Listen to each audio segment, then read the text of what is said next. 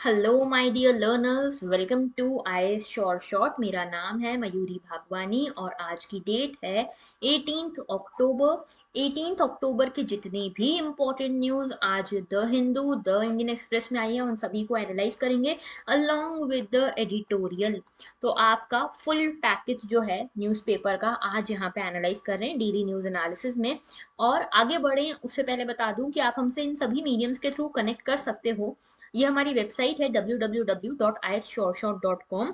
इस पे जाके विजिट कर सकते हो, हमारे कोर्सेज चाहो तो परचेज कर सकते हो। इसके अलावा टेलीग्राम, मेल और ट्विटर, इंस्टाग्राम के थ्रू भी आप हमसे कनेक्ट कर सकते हो। आगे बात करते हैं आज का पहला आर्टिकल जो है ये है अबाउट हिंदी इम्पोजिशन। ओके, तो इस तरह के कुछ इल्ज़ाम लगा रहे हैं सदर्न स्टेट्स की गवर्नमेंट कि जो सेंट्रल लेवल की जो गवर्नमेंट है वो हिंदी इम्पोज करना चाह रही है सभी स्टेट्स के ऊपर। तो पूरा कुल मिला के देखो, ये जो पूरा आर्टिकल है this relates to GS paper 2। ठीक है, इसमें पॉलिटी एंड गवर्नेंस वाले टॉपिक से आप इसको कनेक्ट कर सकते हो। ठीक है, पॉलिटी एंड गवर्नेंस। अब बेसिकली इशू क्या है? इशू ये है कि यहाँ पे parliamentary committee on official language ने कुछ रिकमेंडेशंस दी। ठीक है, इसके बाद से एक लिंग्विस्टिक रो शुरू हो गई, एक यहाँ पे कॉन्फ्लिक्ट सा सिचुएशन शुरू हो गई between the northern states and southern states. और इसमें स्पेशली तमिलनाडु में कई सारे एगिटेशन होने लग गए हैं, वहां पे ऑलरेडी एंटी हिंदी एगिटेशन की हिस्ट्री रही है। तो अब कुल मिला के यहाँ पे हो क्या रहा है एग्जैक्टली, बात कहाँ पहुंची है इसको देखेंगे। तो देखो, हिंदी इम्पोजिशन की जब बात आ रही है तो बेसिकली हुआ क्या है, यहाँ पे parliamentary committee on official language जो एक कमिटी है, इन्होंने कुछ रिकमेंडेशंस दिए। इन्होंने रिकमेंडेशन ये दिए कि जो सेंट्रल इंस्टीट्यूशन है हायर एजुकेशन के, जो भी हिंदी स्पीकिंग एरियाज हैं, हिंदी स्पीकिंग स्टेट्स हैं, वहाँ पे इन सेंट्रल इंस्टीट्यूशन में जो मीडियम ऑफ इंस्ट्रक्शन है उसे हिंदी कर दिया जाए। यानी कि ऐसे एरियाज जहाँ पे हिंदी बोली जाती है वहाँ पे सेंट्रल इंस्टीट्यूशन जो हैं हायर एजुकेशन के, वहाँ पे जो मीडियम ऑफ इंस्ट्रक्शन है वहाँ पे उसको हिंदी कर दिया जाए। और इसके साथ रीजनल लैंग्वेजेस को भी आगे बढ़ाया जाए, ये बात हो रही है।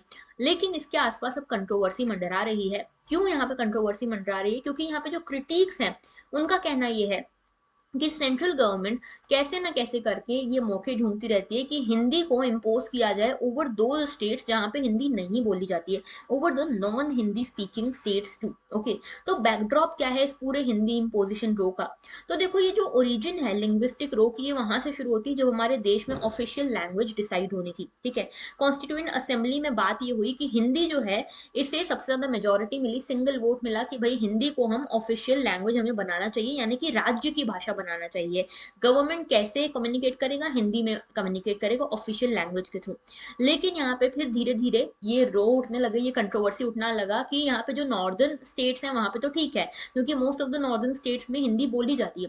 लेकिन जो सदर्न स्टेट्स हैं उनका कल्चर अलग है, वहां पे अलग लैंग्वेजेस बोली जाती हैं, तमिल, तेलुगु, इस तरह की लैंग्वेजेस बोली जाती हैं। हिंदी का चलन उधर इतना नहीं है, तो उसके लिए फिर यहाँ पे इंग्लिश को भी ऐड किया गया ऑफिशियल लैंग्वेजेस में। और इंग्लिश यहाँ पे बोला गया कि 1965 तक हमारी ऑफिशियल लैंग्वेज रहेगी, यानी कि 15 साल तक ऑफिशियल लैंग्वेज रहेगी। धीरे धीरे करके फिर इस 1965 की जो लिमिट थी इसको बढ़ा दिया गया और आज भी हिंदी और इंग्लिश दोनों हमारी ऑफिशियल लैंग्वेजेस हैं। ओके, नाउ देखो, ये जो ऑफिशियल लैंग्वेज एक्ट है, ये ऑफिशियल लैंग्वेज एक्ट 1965 के दौरान आ रहा था, 1965 के पहले ही आ गया था इनफैक्ट, क्योंकि यहाँ पे एंटी हिंदी एगिटेशन होने लगा था। 1959 में ये एगिटेशन इतना ज़्यादा बढ़ गया कि हमारे उस समय के प्राइम मिनिस्टर जवाहरलाल नेहरू जी को ये कहना पड़ा कि टेंशन मत लो, वो स्टेट्स जहाँ पे हिंदी नहीं बोली जाती, नॉन हिंदी स्पीकिंग स्टेट्स को हम अकेला नहीं छोड़ेंगे, आपके ऊपर कुछ इम्पोज नहीं कर रहे। हम इंग्लिश को इसके बाद भी 1965 के बाद भी कंटिन्यू रखेंगे as an official language of India. Okay, अब देखो, तमिलनाडु में कई सारी ऐसी पार्टीज हैं, पॉलिटिकल पार्टीज, जो इस पूरे रिकमेंडेशन के अगेंस्ट, ये जो पार्लियामेंट्री कमेटी ने रिकमेंडेशन दिया ना उसके अगेंस्ट खड़ी हैं। ठीक है, तो इसका क्या रीजन है? तो तमिलनाडु जो है वहाँ पे एक बहुत लंबी हिस्ट्री रही है इस हिंदी इम्पोजिशन के अगेंस्ट, जो एगिटेशन है उसकी। 1937 में सबसे पहले क्या हुआ था, मद्रास प्रेसिडेंसी थी, मद्रास प्रेसिडेंसी में सी राजगोपालचारी जो थे वो हेड कर रहे थे इस प्रेसिडेंसी को, जिनको राजा जी भी कहते हैं। इन्होंने ये बोला कि जितने भी सेकेंडरी स्कूल्स हैं मद्रास प्रेसिडेंसी में, वहां पे हिंदी जो है लैंग्वेज कंपलसरी होगी। इसके अगेंस्ट ई रामास्वामी या पेरियार इनको कहा जाता है, ई रामास्वामी पेरियार जो है वो खड़े हुए और इन्होंने, ये जस्टिस पार्टी से बिलोंग करते थे, ये खड़े हुए और इन्होंने बोला कि ये जो इम्पोजिशन है ये नहीं चलेगा, हमें अगर आपको अगर रखना ही है कोई लैंग्वेज एजुकेशन के अंदर तो आप हमारी लैंग्वेजेस को रखो, हिंदी को हम नहीं पढ़ेंगे, हिंदी को आप मैंडेटरी नहीं कर सकते। अल्टीमेटली जब सी राजा गोपालचारी ने यहाँ पे रेजिग्नेशन दे दिया, उसके बाद ब्रिटिश गवर्नमेंट ने बोला कि नहीं कोई जरूरत नहीं, हिंदी ऑप्शनल है, ठीक है। 1965 में फिर से एगिटेशन शुरू हुआ, लोगों को लगा कि इंग्लिश अब हट रही है ऑफिशियल लैंग्वेजेस में, तो बस हिंदी बच जाएगी, तो हिंदी इकलौती ऑफिशियल लैंग्वेज बन जाएगी। लेकिन तब भी यहाँ पे यूनियन गवर्नमेंट ने क्या किया, इंग्लिश और हिंदी दोनों को ऑफिशियल लैंग्वेज बने रहने दिया, ओके। और ये जो इम्पोजिशन वाली बात है ये नकारते गए। इसके बाद अभी रिसेंटली नेशनल एजुकेशन पॉलिसी आई थी 2020 में, यहाँ पे भी हिंदी के ऊपर बहुत बवाल हुआ कि ये कहा गया कि एक हिंदी, एक इंग्लिश और एक रीजनल लैंग्वेज आप यूज कर सकते हो, तो 3 लैंग्वेज फॉर्मूला आया था एजुकेशन में भी, उसके अगेंस्ट भी बहुत बवाल हुआ था, कंट्रोवर्सी हुई थी। इनफैक्ट नेशनल हाईवेज पे ये बोला गया कि जो इंग्लिश साइनेज है उसके साथ साथ हिंदी साइनेज भी होगा, या उसको रिप्लेस करके हिंदी साइनेज होगा। तो इसके ऊपर भी बहुत बवाल हुआ था कि भाई जिनको हिंदी नहीं आती उनका क्या, ठीक है। तो ऑफिशियल लैंग्वेजेस एक्ट 1963 जो है वो आया था, वो बोलता है कि भाई ऐसा नहीं है कि सिर्फ हिंदी को ही हम ऑफिशियल लैंग्वेज रखेंगे, इसके साथ साथ इंग्लिश जो है इसको भी हम ऑफिशियल लैंग्वेज रख रहे हैं, ओके, ये कहा गया। नाउ देखो यहाँ पे ये बोला जाता है what is the present proposal से, अभी वाला प्रपोजल क्या कहता है, अभी वाला प्रपोजल ये कह रहा है कि जो सेंट्रल इंस्टीट्यूशन है हायर एजुकेशन के, वहां पे हमें क्या करना चाहिए, वहां पे हमें हिंदी लैंग्वेज में जो पढ़ाई है उसे कंटिन्यू कराना चाहिए, चाहे फिर वो नॉन टेक्निकल इंस्टीट्यूशन हो या टेक्निकल हो। टेक्निकल में ये आईआईटीज, आईआईएम्स, एम्स ये सब आ जाते हैं, और नॉन टेक्निकल में केंद्रीय विद्यालय, नवोदय विद्यालय ये सब आ जाते हैं। यहाँ पे ये रिकमेंड किया गया कि इंग्लिश को रिमूव करके यहाँ पे हिंदी आए, ठीक है, और या फिर हिंदी को भी मैंडेटरी किया जाए। और एक और चीज बोली जा रही है कि जो सिविल सर्विसेज है या जो सेंट्रल सर्विसेज की जो एग्जाम है उसमें इंग्लिश मैंडेटरी है, इस इंग्लिश मैंडेटरी को हटा दिया जाए, ठीक है, इस इंग्लिश के मैंडेटरी होने को हटा दिया जाए, ये कहा जा रहा है, ओके। अच्छा, इसके अलावा ये भी कहा जा रहा है कि हिंदी जो है ये इसका नॉलेज सभी तक पहुंचाया जाए, ये इंश्योर किया जाए कि इसका नॉलेज सभी तक पहुंच रहा है, इसकी बात हो रही है, ठीक है। तो अभी अल्टरनेटिव सजेशन क्या है, ठीक है, अल्टरनेटिव क्या है इस प्रपोजल का, तो यहाँ पे लोगों का कहना ये है कि भाई देखो 8th शेड्यूल में 22 लैंग्वेजेस है, सभी लैंग्वेजेस को समान अधिकार मिलना चाहिए, समान रिकॉग्निशन मिलना चाहिए, आप एक ही लैंग्वेज को सब जगह नहीं आगे बढ़ा सकते। तो 8th शेड्यूल की 22 लैंग्वेजेस को इक्वल ट्रीटमेंट मिलना चाहिए, ये पूरा यहाँ पे इशू है, ओके। अब थोड़ा सा देख लेते हैं हिंदी के बारे में। तो देखिए हिंदी के बारे में जब बात कर रहे हैं तो आर्टिकल 343 जो है कॉन्स्टिट्यूशन का वो क्या कहता है, आर्टिकल 343 जो है कॉन्स्टिट्यूशन का कहता है कि हिंदी जो है हमारे यूनियन की ऑफिशियल लैंग्वेज है और ये देवनागरी स्क्रिप्ट में है, ओके। यहाँ पे एक international form of Indian numerals है जो यूज किया जाएगा इस हिंदी लैंग्वेज में, ओके। तो देखो बेसिकली यहाँ पे कहा ये गया था कि हिंदी जो है, हिंदी देवनागरी स्क्रिप्ट में एक्सेप्ट की गई थी as an official language of India. और दूसरी बात कि अगर आपको हिंदी में लेटर्स, जो भी लेटर्स कौन से यूज किए जाएंगे या न्यूमेरिकल्स कौन से यूज किए जाएंगे, तो इंडियन न्यूमरल्स यूज किए जाएंगे in the international format for the official purposes, okay. दूसरी बात ये कही गई कि हिंदी के साथ साथ इंग्लिश को भी ऑफिशियल लैंग्वेज बनाया जाएगा for the coming 15 years. 15 years के बाद पार्लियामेंट बाय लॉ ये डिसाइड करेगा कि इंग्लिश का usage for the official purposes रखना है हमें या नहीं रखना है, ठीक है। इसके साथ आर्टिकल 351 जो है ये भी आया, जिसमें यूनियन गवर्नमेंट की ये ड्यूटी थी to promote the spread of Hindi so that it becomes a medium of expression for all elements of the composite culture of India, यानी कि इंडिया में अपने कल्चर को प्रमोट करने का एक जरिया बने हिंदी, इस तरह से हिंदी को स्प्रेड करना है यूनियन गवर्नमेंट को, या यूनियन गवर्नमेंट की ड्यूटी है, ओके। और साथ में हिंदुस्तानी एंड जो भी लैंग्वेजेस है, हिंदुस्तानी लैंग्वेज के साथ साथ जो भी 8th शेड्यूल की लैंग्वेजेस है उनको भी यहाँ पे एसिमिलेट करना है, उनको भी यहाँ पे प्रमोट करना है, ओके। आगे बात करते हैं, नेक्स्ट हमारा इशू है about the tokenization of cards. तो यहाँ पे पूरा मामला क्या है, देखो ये पहली चीज तो याद रखना, जीएस पेपर 3 इकोनॉमी वाले टॉपिक से आप इसको रिलेट कर सकते हो, ठीक है। तो बेसिकली होता क्या है, देखो टोकनाइजेशन ऑफ कार्ड का क्या मतलब है। यूजुअली क्या होता है, मान लो मुझे कुछ भी परचेज करना है, अमेजन से मुझे कुछ भी परचेज करना है फॉर एग्जाम्पल, ठीक ठीक है। तो अब मैं अमेजन पे गई, जब पेमेंट का ऑप्शन आता है तो मैं अपनी सारी कार्ड डिटेल्स डालूंगी। जब मैं अपनी सारी कार्ड डिटेल्स डालूंगी तो हर स्टेप पे अमेजन जो है वो अपने जो जिस भी बैंक में जाना है ये पैसा, उस बैंक को ये नोटिफिकेशन भेजेगा कि भाई ये कार्ड जो है पेमेंट करना चाह रहा है। ये जो लेने वाला बैंक है वो उस बैंक को नोटिफिकेशन भेजेगा जिस बैंक का वो कार्ड है, कि भाई तुम्हारे यहाँ से ये कार्ड की डिटेल्स आई हैं कि हमको यहाँ पे पैसा लेना है। तो ये कार्ड ये जब बैंक अप्रूव करेगा तब जाके अल्टीमेटली ट्रांजैक्शन होती है। तो इतनी सारी स्टेप्स में ये कार्ड की डिटेल्स सेव होती जाती हैं, ठीक है। और इसके चक्कर में बहुत आसानी से फ्रॉड्स हो सकते हैं। इन्हीं फ्रॉड्स को प्रिवेंट करने के लिए, इन्हीं फ्रॉड से बचने के लिए एक नया सिस्टम आया जिसको कहते हैं टोकनाइजेशन ऑफ कार्ड्स। ओके, इसमें क्या होता है कि आपने ये कार्ड की डिटेल एक बार डाली, इस कार्ड की डिटेल को भेजने की जगह अमेजन इन सब कार्ड की डिटेल्स को एक से दूसरी जगह भेजे, उसकी जगह इस कार्ड की डिटेल्स का एक टोकन बना लेगा। और ये टोकन ऐसा रहेगा कि एक ही बार यूज हो सकता है for one route only. Okay, अब ये टोकन जो है ये जाएगा इस बैंक के पास, इस बैंक के पास, और फिर लास्ट में अप्रूवल होगा और आपका जो ट्रांजैक्शन है वो इस टोकन के थ्रू ही हो जाएगा। जैसे आप मेट्रो में बैठते हो, ठीक है, मेट्रो रेलवे में आप कभी बैठे होगे, मेट्रो ट्रेन में, तो आपने देखा होगा कि ट्रेन की अलग से टिकट जनरेट होती है कि मान लो इस प्लेस से इस पोजीशन तक जाना है तो इस रूट के लिए एक बार ही ऐसी यूज कर सको, ऐसा टोकन जनरेट होता है, टिकट जनरेट होती है। वैसा ही यहाँ पे टोकन रहेगा ये, ठीक है, समझ रहे हो। तो देखो यहाँ पे पहले मैं आपको पूरा मामला क्या है समझाती हूँ। टोकनाइज्ड ट्रांजैक्शन के ऊपर ये पूरा इशू आया है। यूजुअली एक रेगुलर ट्रांजैक्शन कैसे होती है, मान लो मैंने यहाँ से पेमेंट इनिशिएट करी, इस पेमेंट इनिशिएट करने के बाद मैंने कार्ड डिटेल्स डाली, ठीक है, जो भी कार्ड डिटेल्स मैंने डाली वो मर्चेंट ने भेजी अक्वायरिंग बैंक को। जैसे अभी अमेजन वाला एग्जांपल दिया ना, तो अमेजन यहाँ पे मर्चेंट हो गया।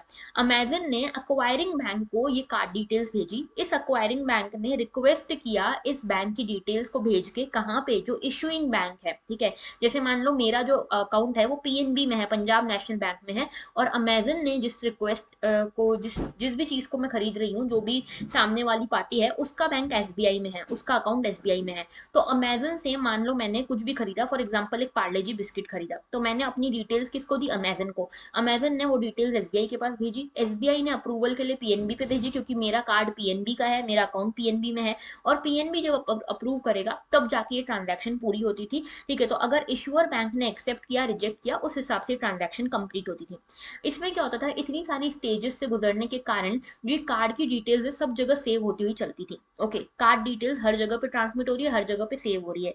अब यहाँ पे टोकनाइजेशन के थ्रू क्या होगा कि मान लो अब मुझे अमेजन में पेमेंट करना है, मैंने अपनी कार्ड डिटेल्स यहाँ पे डाली, लेकिन अमेजन ने ये कार्ड डिटेल्स शेयर करने की जगह इसका एक टोकन बना लिया, और ये टोकन शेयर हो रहा है एसबीआई में, पीएनबी में, सब जगह पे टोकन शेयर हो रहा है। इस शेयरिंग के दौरान अगर मान लो ये टोकन कहीं लीक हो जाता है, तो भी जो सामने वाली फ्रॉड पार्टी है, जो फ्रॉड करना चाहती है, वो भी इस टोकन को लेकर एक लिमिटेड फ्रॉड कर सकती है। ऐसा नहीं कि कार्ड डिटेल्स के थ्रू पूरा फ्रॉड हो जाए। जैसे अगर किसी को हाथ में कार्ड डिटेल्स लग जाती है, वो तो आपका पूरा बैंक अकाउंट खाली कर देगा ना, लेकिन यहाँ पे एक ही टोकन जनरेट हुआ है और उस टोकन को इसी रूट पे आप यूज कर सकते हो, और इसका फ्रॉड होने का जो चांसेस है वो भी कम है। कैसे कि यहाँ पे पेमेंट इनिशिएट हुई, आपने अपनी कार्ड डिटेल्स जो थी, सेव्ड इन्फॉर्मेशन, वो कार्ड डिटेल्स ली और उससे टोकन जनरेट हुआ। ये टोकनाइजेशन ऐप के थ्रू एक टोकन जनरेट होगा। ये जो मर्चेंट है इस टोकन सर्विस को यूज करेगा और टोकनाइज्ड इन्फॉर्मेशन अक्वायरिंग बैंक को भेजेगा। ये अक्वायरिंग बैंक जो है ये टोकनाइज्ड रिक्वेस्ट को ही, जो बैंक है, कार्ड का बैंक है, जैसे पीएनबी के पास भेजेगा, तो ये टोकनाइज्ड रिक्वेस्ट ही भेजेगा जो एसबीआई है वो पीएनबी के पास। और इसके बाद जब इशुअर बैंक, यानी कि इस केस में पीएनबी, जब इसको वैलिडेट कर देगा इस टोकन को, तब जाके ट्रांजैक्शन कंप्लीट होगी। यानी कि कार्ड डिटेल्स कहीं ट्रांसमिट नहीं हुई, कहीं सेव नहीं हुई, जो भी ट्रांसमिट हुआ है, सेव हुआ है, वो टोकन हुआ है, ठीक है। तो टोकनाइज्ड जो कोड रहता है वो डिसिफरेबल नहीं होता है, और अगर इसको मान लो कोई फ्रॉड चुरा भी लेता है इस टोकन को, तो भी वो इस रूट के लिए ही मैक्सिमम इस टोकन को यूज कर पाएगा। ऐसा नहीं कि पूरा बैंक अकाउंट आपका खाली कर दे, ठीक है। और यहाँ पे भी इस टोकन को यूज कर पाना इतना इजी नहीं रहेगा, क्योंकि अगर वो एक बार गलत तरीके से इस टोकन को यूज करेगा तो बहुत आसानी से पकड़ में आ जाएगा। ओके, तो ये था पूरा आर्टिकल अबाउट टोकनाइजेशन। लेकिन देखो यहाँ पे बात ये हो रही है कि आरबीआई जो है उन्होंने बोला है कि जितने भी क्रेडिट कार्ड और डेबिट कार्ड ऑनलाइन यूज किए जाते हैं, जो भी ऑनलाइन मर्चेंट है, अमेजन हो गया, फ्लिपकार्ट हो गया, स्विगी, जोमेटो, जहां पे भी आप क्रेडिट कार्ड या डेबिट कार्ड ऑनलाइन यूज करते हो, वहां 1 अक्टूबर से टोकनाइजेशन मैंडेटरी कर दिया गया है बाय आरबीआई। यानी कि जब भी आप ऑनलाइन परचेज परचेज करोगे तो आप हर जगह आपकी बैंक डिटेल्स नहीं जाएंगी, इंस्टीड बैंक डिटेल्स का एक टोकन जाएगा, ठीक है, टोकन जाएगा। इसके थ्रू क्या होगा, कस्टमर जो है बार बार उनको अपनी डिटेल्स भी नहीं डालनी पड़ेगी और उनका टोकन के थ्रू यहाँ पे फ्रॉड भी कम हो जाएगा, ठीक है। तो यहाँ पे टोकनाइजेशन का मतलब है it refers to the replacement of actual card details with the alternative code called token which shall be unique for a combination of card and the token requester। यानी कि ये जो पूरा टोकनाइजेशन का मामला है इसमें ऐसा होगा कि एक्चुअल कार्ड की जगह आपकी डिटेल्स एक कोड में बदल गई हैं और ये कोड ही टोकन है और ये टोकन ही हर जगह पे जा रहा है और इसी टोकन का ट्रांसमिशन हो रहा है, ठीक है। अच्छा, दूसरी चीज ये कि यहाँ पे अगर आप कोई मोबाइल ऐप यूज कर रहे हो या वेबसाइट यूज कर रहे हो ऑनलाइन परचेज के लिए, तो मर्चेंट जो है आपके बिहाफ पर लेकिन आपसे परमिशन लेकर ही इस टोकन को जनरेट कर सकता है जिसको आप बाद में पेमेंट करने के लिए यूज कर सकते हो।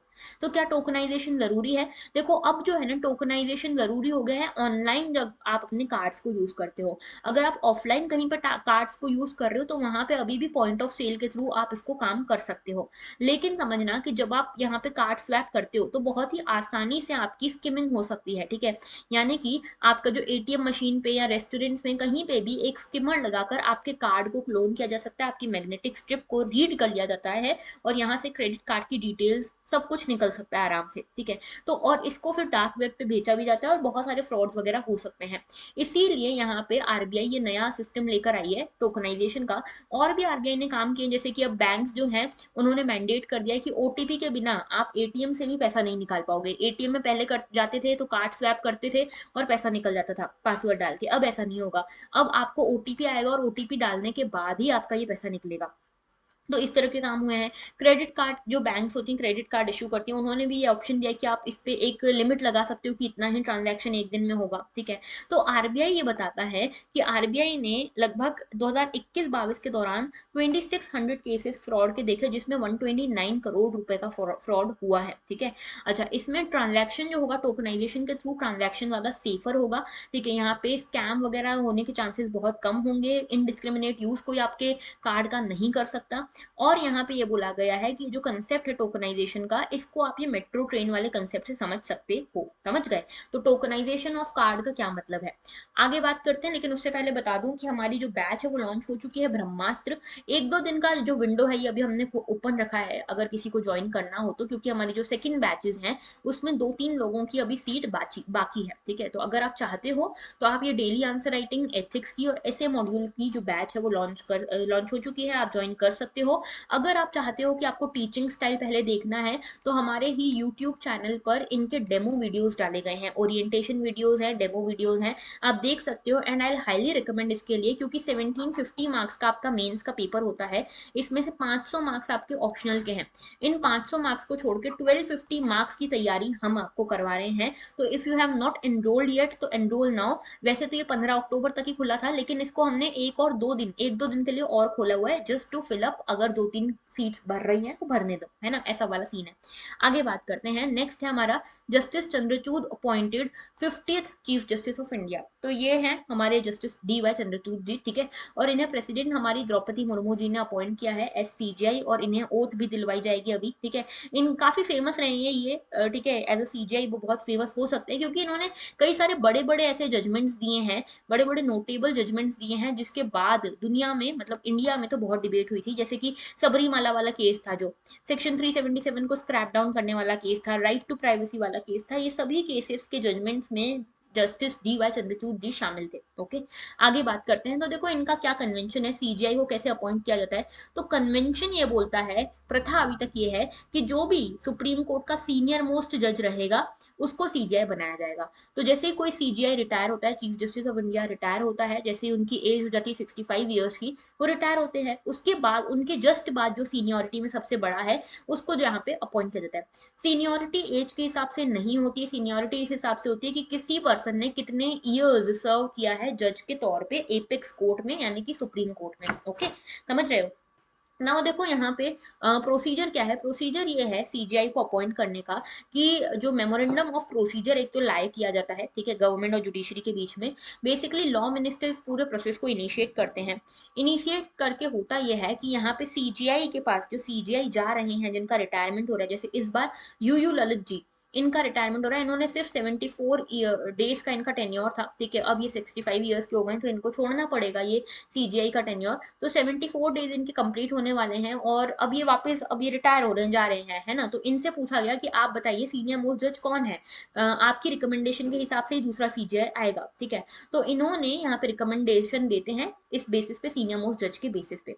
तो सीजीआई जो है वो यहाँ पे रिकमेंड करते हैं लॉ मिनिस्ट्री को। अगर कोई डाउट होता है सीजीआई को कि किसको यहाँ पे रिकमेंड करना चाहिए, किसका रिकमेंडेशन यहाँ पे देना चाहिए, तो कॉलेजियम से वो बात कर सकते हैं। ओके, कॉलेजियम कौन सा है? कॉलेजियम है 4 सीनियर मोस्ट जजेस का, ठीक है, एक ग्रुप है 4 सीनियर मोस्ट जजेस का अलोंग विथ सीजीआई, तो ये है कॉलेजियम, ठीक है। और यहाँ पे जब भी रिकमेंडेशन सीजीआई देते हैं, लॉ मिनिस्टर के पास ये रिकमेंडेशन जाता है, यहाँ से प्राइम मिनिस्टर के पास जाता है, और प्राइम मिनिस्टर फिर प्रेसिडेंट को ये बोलते हैं कि अब आप ये सीजीआई को अपॉइंट कर लीजिए। तो बेसिकली प्रेसिडेंट फिर ओथ एडमिनिस्टर करवाते हैं सीजीआई की, ठीक है। This is a very important topic क्योंकि 50th सीजीआई हमारे बन रहे हैं, ठीक है, 50th 100 ये नंबर्स इंपॉर्टेंट होते हैं, है ना। तो यहाँ पे सीजीआई के ऊपर अपॉइंटमेंट के ऊपर एक क्वेश्चन आप एक्सपेक्ट कर सकते हो प्रीलिम्स में। अच्छा, क्या कभी ऐसा हुआ है कि सीनियर मोस्ट जज को नहीं बनाया गया हो सीजीआई? हाँ जी, 2 बार ऐसा हुआ है, ठीक है, 2 बार ये कन्वेंशन टूटा है। एक 1973 में जस्टिस ए एन रे को अपॉइंट किया गया था 3 सीनियर मोस्ट जजेस को सुपरसीड करते हुए, और इसके बाद 1975 में जस्टिस मिर्जा हमीदुल्ला बैग को अपॉइंट किया गया था एज अ सीजीआई, यहाँ पे जस्टिस हंसराज खन्ना को यहाँ पे सुपरसीड करते हुए, ठीक है। तो बेसिकली ये कौन सा दौर था? ये इंदिरा गांधी का दौर था, और उस टाइम पे बहुत टसल चल रहा था between the government and judiciary, ठीक है, दोनों के बीच में बहुत टसल चल रहा था। जो सुपीरियोरिटी का एक टसल था कि कौन सुपीरियर है, तो इन दोनों के बीच में टसल चल रहा था। जुडिशरी कभी गवर्नमेंट की टांग खींचती थी, कभी गवर्नमेंट जुडिशरी की टांग खींचती थी, लेकिन बाद में जाके आपको पता होगा 3 जजेस केस के बारे में मैंने बताया है कई बार। तो 3 जजेस केस आए और उसके बाद ये पूरा प्रोसीजर फॉर्मलाइज हो गया, कॉलेजियम की बात हो गई, और लास्ट जज केस जो था थर्ड जज केस, उसमें ये भी बोला गया कि कोई भी रिकमेंडेशन, कोई भी पर्सन सीजीआई या सुप्रीम कोर्ट जज नहीं बन सकता without the collegium's consultation and concurrence, ठीक है। तो यहाँ पे सीजीआई और 4 सीनियर मोस्ट जजेस जो बोलेंगे उन्हीं को यहाँ पे गवर्नमेंट को अपॉइंट करना पड़ेगा as a CGI. Okay, next हमारा आर्टिकल है about 41.5 crore Indians out of multi dimensional poverty since 2005 and 6। अच्छा, जो लास्ट हमारा आर्टिकल था ना ये सीजीआई वाला, ये जीएस पेपर 2 पॉलिटी से रिलेटेड है, और ये वाला जो आर्टिकल है मल्टी डायमेंशनल पॉवर्टी वाला, ये आप जीएस पेपर 1 से भी कनेक्ट कर सकते हो, जीएस पेपर 2 से भी कनेक्ट कर सकते हो। इन दोनों में ही सोसाइटी एंड सोशल इश्यूज वाला टॉपिक है, वहां से इसको कनेक्ट कर सकते हो। बेसिकली हुआ यह है कि यूएनडीपी यानी कि यूनाइटेड नेशन डेवलपमेंट प्रोग्राम की एक रिपोर्ट आई है। ये रिपोर्ट इन्होंने पब्लिश करी है along with Oxford poverty human development initiative. ये जो रिपोर्ट है इसका नाम है multi poverty index, multi dimensional poverty index, okay, global multi dimensional poverty index. इसमें बताया गया है कि लगभग 41.5 करोड़ लोग हैं जिन्होंने, जो इंडिया में पावर्टी से बाहर आ गए हैं 15 साल के पीरियड में। ये 15 साल कौन से हैं? 2005 से 6 से शुरू होकर 2019-20 तक का। तो ये 15 साल में लगभग 41 करोड़ लोग हैं जो पावर्टी से बाहर आ गए हैं, ये बताया गया है, ठीक है। और लगभग लगभग 2/3 जो आए हैं पावर्टी से बाहर वो 10 सालों में आए, लास्ट 10 सालों में। ओके, तो हमारे देश में बेसिकली जो पावर्टी का इंसिडेंस है वो कम हुआ है 2019-20 तक। लेकिन याद रखना कि ये जो पावर्टी की बात कर रहे हैं कि पावर्टी कम हुई है, ये कोविड के पहले की बात हो रही है, ठीक है, कोविड के बाद की बात नहीं हो रही है। ये वाला जो इम्पैक्ट, ये वाला जो रिपोर्ट है, ये कोविड के इम्पैक्ट को साथ में नहीं लेता, क्योंकि यहाँ पे नेशनल फैमिली हेल्थ सर्वे के हिसाब से ये पूरा रिपोर्ट बनाया गया है, और national family health survey number 5 के हिसाब से, और ये जो नेशनल फैमिली हेल्थ सर्वे है ये कोविड के पहले ही हो गया था, 2019-20 में ही ये नेशनल फैमिली हेल्थ सर्वे करवा दिया गया था, ठीक है। तो अभी जो है, जो भी ये रिपोर्ट आई है कि पावर्टी कम हुई है इंडिया में, उसके पीछे कारण ये भी है कि कोविड का अभी इम्पैक्ट काउंट ही नहीं हुआ है। पहले तो हम अच्छा कर रहे थे, लेकिन कोविड ने आके सारा मामला बिगाड़ा है, उस मामले बिगाड़ने वाली चीज को यहाँ पे ऐड अभी किया ही नहीं गया है। बिहार की बात करें तो बिहार सबसे पुअर स्टेट था, लेकिन यहाँ पे भी पावर्टी कम हुई है। और इंडिया जो है, इसके बाद भी इतनी पावर्टी कम होने के बाद, 41 करोड़ लोगों के बाहर आने के बाद पावर्टी से, उसके बाद भी इंडिया में अभी सबसे largest number of poor people रह रहे हैं, 22.8 करोड़। इसके बाद नाइजीरिया है, ठीक है। तो सबसे ज्यादा पावर्टी रिडन कंट्री अगर देखोगे नंबर ऑफ पीपल में जो पावर्टी लाइन के नीचे हैं, तो यहाँ पे इंडिया में सबसे ज्यादा ऐसे लोग हैं। ओके, और इसके साथ 2/3 लोग ऐसे हैं जिनके पास हाउस है, 1/3 के पास तो हाउस भी नहीं है। और हमारे इंडिया में ही कुल मिला के 9.7 करोड़ बच्चे ऐसे हैं जो कि पावर्टी रिडन है, पुअर है। 9.7 करोड़ तो कई सारे देश ऐसे हैं जिनकी जनता नहीं है पावर्टी रिडन, हमारे यहाँ पे सिर्फ बच्चे इतने हैं जो पावर्टी रिडन है, पुअर है। ओके, तो इसकी बात कर लेते हैं। जो यहाँ पे मल्टी डायमेंशनल पावर्टी इंडेक्स है, इसमें 10 इंडिकेटर्स हैं बेसिकली, और 3 डायमेंशन ऑफ पावर्टी लिए जाते हैं। पहला है हेल्थ, दूसरा है एजुकेशन और तीसरा है लिविंग स्टैंडर्ड। इन 3 स्टैंडर्ड्स पे, डायमेंशंस पे बात होती है। हेल्थ में nutrition and child mortality, education में years of schooling and school attendance, इनको लिया जाता है। और लिविंग स्टैंडर्ड में cooking fuel, sanitation, drinking water, electricity, housing and assets, ये सब मिलाकर 10 हो जाते हैं। ठीक है, 10 यहाँ पे पॉइंटर्स, इंडिकेटर्स हो जाते हैं। इसके बेसिस पे ये डिसाइड होता है कि कोई मल्टी पावर्टी इंडेक्स के नीचे आ रहा है या नहीं आ रहा है। अगर कोई भी ऐसा जो 1/3 जिसको डिफिशियंसी है इन एरियाज में, इन 10 के 10 एरियाज में 1/3 में ऐसा आता है कि डिफिशियंसी, तो उसको मल्टी पावर्टी इंडेक्स में पुअर माना जाता है, बिलो पावर्टी लाइन माना जाता है। ओके, नेक्स्ट हमारा, अच्छा ये वाला जो आर्टिकल है ये हमारा जीएस पेपर 1 एंड 2 से जुड़ेगा। ओके, आगे बात करते हैं। नेक्स्ट हमारा इशू है one nation one fertiliser scheme. इसको आप जीएस पेपर 3 एग्रीकल्चर से जोड़ सकते हो। ओके, तो यहाँ पे हमारे पीएम मोदी ने one nation one fertiliser scheme launch किया है। 600 किसान समृद्धि केंद्र भी लॉन्च किए हैं। ठीक है, और बेसिकली एग्रीकल्चर को मॉडर्नाइज करने का हमारा एम है। यहाँ पे किसान समृद्धि केंद्र जो होंगे फार्मर्स को मदद करेंगे हर तरीके से। ठीक है, यहाँ पे यूरिया फैक्ट्रीज जो है उसकी बात की गई है कि यूरिया फैक्ट्रीज बहुत सारी थी। अभी क्या हो रहा था, यूरिया फैक्ट्रीज को फायदा नहीं हो रहा था, इंपोर्टर्स को ज्यादा यहाँ पे फायदा नहीं हो पा रहा था, क्योंकि बाहर के देशों को फायदा हो रहा था, हम यूरिया इंपोर्ट कर रहे थे। अब क्या होगा कि यहाँ पे ब्रांड नेम्स नहीं होंगे, एक ही ब्रांड होगा जिसका नाम होगा भारत। इसी भारत के नाम से सारे फर्टिलाइजर्स बिकेंगे, चाहे कहीं के भी हों। ओके, और इसके कारण क्या होगा कि जो लॉजिस्टिक कॉस्ट है, ट्रांसपोर्टेशन कॉस्ट है, वो भी कम होगा। ओके, अच्छा इसके अलावा जो मिलेट्स हैं, मिलेट्स का पूरा दुनिया जो है वो एक साल मना रही है, यूएन एक साल मना रहा है, यूएन ईयर ऑफ मिलेट्स। ठीक है, 2023 को। तो इसके भी कल्टीवेशन के ऊपर बात हुई है। अब one farmer one fertiliser one nation वाली जो स्कीम है वो क्या है, इसमें बेसिकली बोला गया है कि जितने भी फर्टिलाइजर बैग्स हैं, चाहे फिर वो यूरिया हो, उसके अंदर डाई अमोनियम फॉस्फेट हो, म्यूरेट हो या पोटैश हो, एनपीके हो, जो भी हो, इसको बेचा जाएगा with the brand name of Bharat. Bharat urea, Bharat DAP, Bharat MOP, Bharat NPK, इस तरह से। चाहे प्राइवेट मैन्युफैक्चर हो या पब्लिक मैन्युफैक्चरर हो, कोई भी हो, उसको भारत नाम से ही बेचेगा। सिंगल ब्रांड नेम होगा, सिंगल लोगो लगेगा, प्रधानमंत्री भारतीय जन उर्वरक परियोजना का। ओके, और यहाँ पे जो सब्सिडीज हैं, सेंट्रल गवर्नमेंट सब्सिडीज ग्रांट करेगी फर्टिलाइजर कंपनीज को अंडर दिस प्रधानमंत्री जन उर्वरक परियोजना। ओके, अच्छा इसके साथ साथ यहाँ पे क्या होगा कि जो पब्लिक है या प्राइवेट सेक्टर कंपनी, दोनों ही इसके अंदर एक ही ब्रांड के नाम से बेचेंगी सारा माल, और अपना जो फर्टिलाइजर ब्रांड है उनके बीच में यूनिफॉर्मिटी आएगी। लेकिन कुछ ड्रॉबैक्स भी कहे जा रहे हैं कि ड्रॉबैक्स होंगे। ड्रॉबैक्स क्या होंगे कि पहला तो ये कि कोई भी कंपनी कितनी भी मार्केटिंग कर ले, कितना भी कुछ कर ले, अपना ब्रांड नेम बना ही नहीं पाएगी, तो ये घाटे का सौदा हो जाएगा, है ना। दूसरी चीज ये कि कभी मान लो अभी तक क्या होता था कि कोई फर्टिलाइजर में कुछ गलत निकलता था, कुछ गड़बड़ निकलती थी, तो वहां पे कंपनी को लाइबल माना जाता था, लेकिन अब जो है वो गवर्नमेंट को माना जाएगा। तो इस तरह से कुछ इश्यूज हैं इस पूरे मामले के साथ। नेक्स्ट हमारा एडिटोरियल है आज का, recovery analysis that points out what India got wrong. Basically यहाँ पे इंडिया जो है, इंडिया क्यों अभी इतना सफर कर रहा है। जैसे आप लोगों ने कल एक मीम देखा होगा, सब जगह बहुत चल रहा था, एक्चुअल में ये मीम नहीं था, ये सत्य घटना थी। यहाँ पे हमारी फाइनेंस मिनिस्टर कहती हैं कि जो रुपया है, रुपया जो है ये डिप्रीशिएट नहीं कर रहा है, गलती ये है कि डॉलर अप्रिशिएट कर रहा है। बात समझ रहे हो, कुछ समझ में आ रहा है, कुछ समझ नहीं आएगा। क्यों? क्योंकि बात वही है कि पापा मैं फेल नहीं हुआ, सब लोग टॉप कर गए, सब लोग पास हो गए। ठीक है, तो यहाँ पे इस तरह के जो काम हो रहे हैं वो क्यों हो रहे हैं, क्योंकि हमने प्रॉपर प्लानिंग नहीं करी है। तो अभी जो एनालिसिस आ रहा है वो समझा रहा है कि इंडिया कहाँ पे गलत है और कैसे इंडिया ठीक हो सकता है। तो वर्ल्ड बैंक की एक रिपोर्ट आई, करेक्टिंग कोर्स। ठीक है, इसमें बोला गया कि कोविड-19 पैंडेमिक जो है, इसके चक्कर में ग्लोबल पावर्टी बहुत बड़ी है, एक्सट्रीम पावर्टी बड़ी है। लगभग 7 करोड़ मिलियन जो लोग हैं वो 2020 में पावर्टी के अंदर आ गए हैं, घिर गए हैं पावर्टी से। पहले 8.4% ग्लोबल पावर्टी रेट हुआ करता था, अब 9.3% है। ठीक है, ग्लोबल इनइक्वालिटी बढ़ी है, रिच कंट्रीज और रिच हुई हैं, पुअर कंट्रीज और पुअर हुई हैं। तो ये इकोनॉमिक रिकवरी भी अनइवन ही रही है। तो रिपोर्ट बोलती है कि ऐसा क्यों हो रहा है, क्योंकि फिस्कल पॉलिसी जो है वो सबकी अलग अलग है। फिस्कल पॉलिसी का मतलब ये है कि कोई भी गवर्नमेंट टैक्स कितना कलेक्ट करती है और कितना रेवेन्यू जनरेट करती है, कितनी सब्सिडीज देती है। तो गवर्नमेंट कितना एक्सपेंडिचर कर कर रही है, कितना रेवेन्यू कमा रही है, ये बात करती है फिस्कल पॉलिसी। तो फिस्कल पॉलिसी में ये कहा गया कि भाई देखो, फिस्कल पॉलिसी हर कंट्री की अलग अलग है और उस हिसाब से उनकी रिकवरी हो रही है। जैसे जो पुअर कंट्रीज हैं वो यहाँ पे फिस्कल पॉलिसी को इफिशिएंटली यूज नहीं कर पा रही, यहाँ पे इसीलिए पैंडेमिक का असर कम नहीं हो रहा। लेकिन जैसे अगर आप देखोगे, 3 प्रायोरिटीज की बात की गई है फिस्कल पॉलिसी में। पहली है टारगेटेड सब्सिडी। तो अगर आप सब्सिडी टारगेटेड तरीके से देते हो तो फिस्कल पॉलिसी आपकी सही डायरेक्शन में जा रही है। टारगेटेड यानी कि सबको सब्सिडी नहीं दे रहे हो, उन्हीं को सब्सिडी दे रहे हो जो पुअर हैं, जो एक्चुअल में डिमांड क्रिएट करेंगे। दूसरा है पब्लिक इन्वेस्टमेंट। पब्लिक इन्वेस्टमेंट करना सही जगह पे for a longer term is important. And third है revenue mobilisation that should rely on progressive taxation.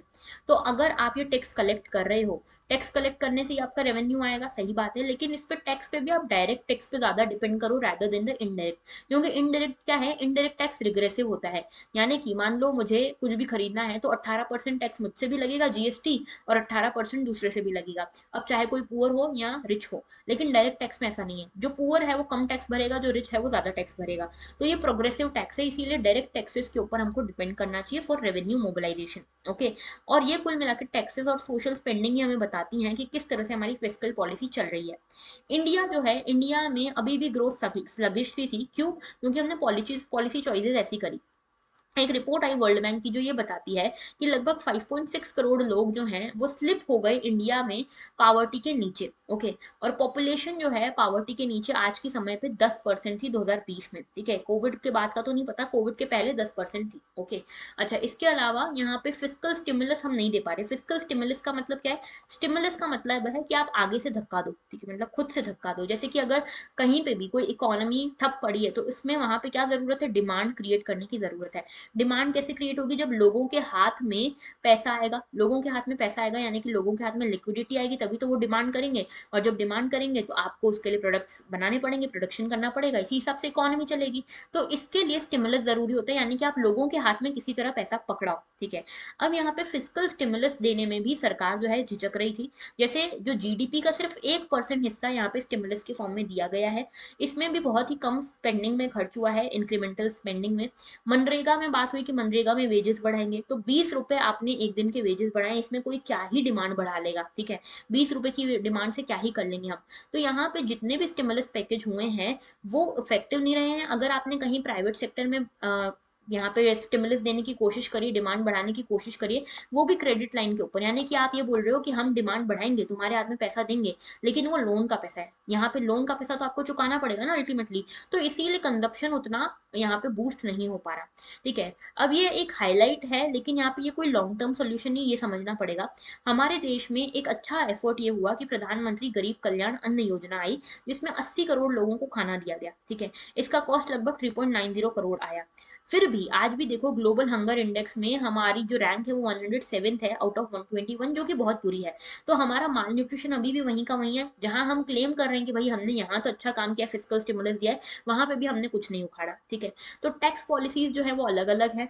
कैसे यहाँ पे टैक्स पॉलिसीज कैसी है इंडिया में? कॉर्पोरेट टैक्स देखो, जो बहुत रईस लोग हैं, बहुत कॉर्पोरेट टैक्सेस है, बड़े बड़े इंडस्ट्री हाउसेज हैं, उनका टैक्स आप नहीं बढ़ा रहे। ओके। और जो ऐसा आदमी है, जो गरीब आदमी है, उसके ऊपर आप इनडायरेक्ट टैक्सेस जीएसटी बढ़ाते जा रहे हो। ठीक है। तो ये एक बड़ा इशू है कि चलो आपने कॉर्पोरेट टैक्स वालों से टैक्स लेना कम कर दिया या नहीं बढ़ाया इनका, तो आपके पास रेवेन्यू जनरेट नहीं हो रहा, लेकिन गरीब आदमी के ऊपर इतना बोझ क्यों डाल रहे हो? तो इनइक्वालिटी तो बढ़ेगी, जो आया भी वर्ल्ड इनइक्वालिटी रिपोर्ट में। ठीक है। इसकी जगह करना क्या चाहिए था गवर्नमेंट को कि कॉर्पोरेट टैक्स बढ़ाए। ठीक है, instead of this direct tax और इनडायरेक्ट टैक्स। ठीक है, कॉर्पोरेट टैक्स बढ़ाए, एक इनहेरिटेंस टैक्स या वेल्थ टैक्स लेकर आए। ठीक है। तो यहाँ पे जीएसटी को बढ़ाने की जगह ये करना चाहिए आपको। ओके। और इंडिया जो है, इंडिया को इस तरह के मेजर्स लेकर ही इंडिया आगे बढ़ पाएगा, क्योंकि इकोनॉमिक मिसमैनेजमेंट इंडिया में काफी सारा हुआ है, तभी हमारे 5.6 करोड़ लोग जो हैं वो स्लिप हो गए हैं बिलो पॉवर्टी लाइन के नीचे। ओके। ये था पूरा article regarding economy, GS paper 3, economy वाले सब्जेक्ट से आप इसको रिलेट कर सकते हो। तो आज के लिए इतना ही था, that was all for today. अगर अच्छा लगा हो लेक्चर तो सब्सक्राइब जरूर करना, लाइक करना, शेयर करना, कमेंट करना। और जो डीएनए है अब से रेगुलर बेसिस पे आएगा। अभी कुछ समय तक थोड़ा सा इश्यूज चल रहे थे, लेकिन अब से रेगुलर बेसिस पे आएगा, तो you do not have to worry about it. Okay. so that was all, thank you for watching and have a very good day।